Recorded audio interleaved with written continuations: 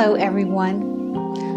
Learn from my mistakes in baking cookies and how to make sure that they come out perfect. In this video, I'm going to walk you through some very common mistakes, and I made most of them, if not all of them, in my baking career. So let's get started, but before I go through the list, please subscribe to the channel if you haven't already and give us a thumbs up for this video. The first thing is using the right kind of baking pans. I inherited, when I first got married ages ago, some really old pans from my mom, and I had very few, maybe 3 in total. And that's just not the best thing to bake cookies on. This is aluminum coated, but it's thin. What you want to do is spend a few dollars and buy some good aluminum pans. Costco puts these on sale every holiday, a couple of times during the year, and you can get 2 of this size and 1 bigger one for like 20 bucks. The other thing is not having enough cookie sheets. So I have 2 sets of these, so I have 4 total. And if I'm making 36 cookies or more, I will be able to roll them all out, place them, and not have to recycle a cookie sheet. Because there's one thing, if you're putting cold or even room temperature cookie dough on a hot cookie sheet, that's going to start baking, immediately and not give you the consistency that you're looking for. So that's a good tip. The next thing, parchment paper. Who's using it? I did not use parchment paper for decades. I just didn't realize how convenient it is. So what is it? It is a thin paper that can withstand heat, and you line your cookie sheets. That's why my cookie sheets look so good, because they never get dirty. So cleanup is so easy. So again, big mistake to not use parchment paper.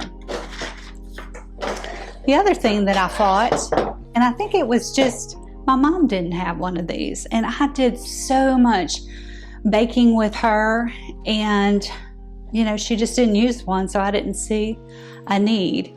But it is a cookie cooling rack, and I mean, you can use this for cakes, you can use it for all sorts of things. But after, let's say you're following a recipe and they say, to take the cookies out of the oven, let them rest for 5 minutes, and then transfer them to the cookie rack. This is what it's going to. Anybody, and oh my gosh, I've done this so many times, I try to scoop up a cookie before it's cooled off enough, because I don't like those really hard cookies. I like them to have a little bit of doughiness to them, softness to them. Oh, and sometimes they just fall apart. Well, letting them rest, if the recipe says to let them rest, and then cooling them on a cookie rack until they're totally cool will make your cookies come out so much better. Now, another thing that I used to do all the time, and it's another mistake, is ingredients and how to deal with them. Let's say that your recipe calls for a cup of butter, like I'm getting ready to make some awesome chocolate chip cookies, and I need a cup of salted butter for this recipe. Let it come to room temperature. The same thing with your eggs. Say I've got 2 eggs ready to go. Letting them come to room temperature just means that there's not going to be that variation in the dough. So it's going to be at room temperature when you roll it out or scoop it onto your cookie sheets, and it will just make a better cookie. And speaking of ingredients, I do like to prep before I bake, so I like to have everything ready. That's another mistake that I made over and over again, just following along. Oh, let me go run get the sugar, and let me go run get the flour, let me go, and I was back and forth to the pantry, grabbing my eggs. They're cold out of the fridge. It's a mistake. Get it all together beforehand. Another mistake was using the wrong kind of measuring cup for dry ingredients. You know, there was a time when all I had was a glass measuring cup. That's, you know, young, married, don't have a lot of stuff.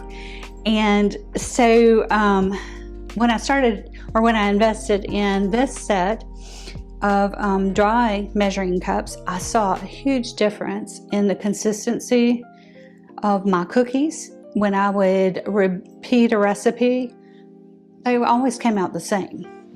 The other thing is you can get a leveler. This one came with my measuring spoons so that you can make sure that you have enough flour or enough sugar. You just go across the top. If a recipe calls for brown sugar and it says packed, this is packed. This is what packed means. You push it down in there so that you'll get enough brown sugar. This is a cup of granulated sugar, and you can see how loose it is. It filled up this measuring cup, but not nearly as dense as the brown sugar. The other thing is preheat your oven. Don't make the mistake, which, you know, I'll admit I've done before, putting your cookies in before your oven's totally preheated. So if you know you're going to be baking, start it up. It usually takes anywhere from 5 to 10 minutes for the average oven to warm up to the right temperature. Here's another one, and I've probably done this 100 times. Big mistake. Opening the oven door to check on the cookies. All that warm air just escapes into your kitchen. So there's not that consistent heat in there to bake them. So what I like to do is, if a recipe says bake for 10 minutes, then at about that 8 or 9 minute mark, I'm going to turn the light on in my oven and just peek in there and look. But I'm not going to ever open it until the 10-minute mark, because I know this oven, and I know it cooks a little bit slow, so I know if it's calling for 10 minutes, I'm going to need the full 10. Other thing is, don't overbake your cookies. Follow your recipe, read your whole recipe, and usually the author will say, hey, you know, don't let these overcook. As soon as the rim starts turning just a little bit brown, take them out. Because if you overbake your cookies, that's when you have the ones that are hard like a brick and really hard to eat. And, you know, that's a baking mistake. I think the final thing that I want to talk to you about is actually mixing up your ingredients. The more you work your dough hard, the tougher your cookies will end up being because of the flour. So you want to have a light hand when you're mixing, and if you are going to use like your KitchenAid, just use it on low speed when you add in your dry ingredients. So I hope that these ideas and these tips will help you in becoming a cookie baking pro, and let me know in the comments what you liked, what was new for you, if there is something that you do that helps you in baking. Put it down below and share it with everybody. I just look at this as kind of a community, a cooking community, so let's help one another.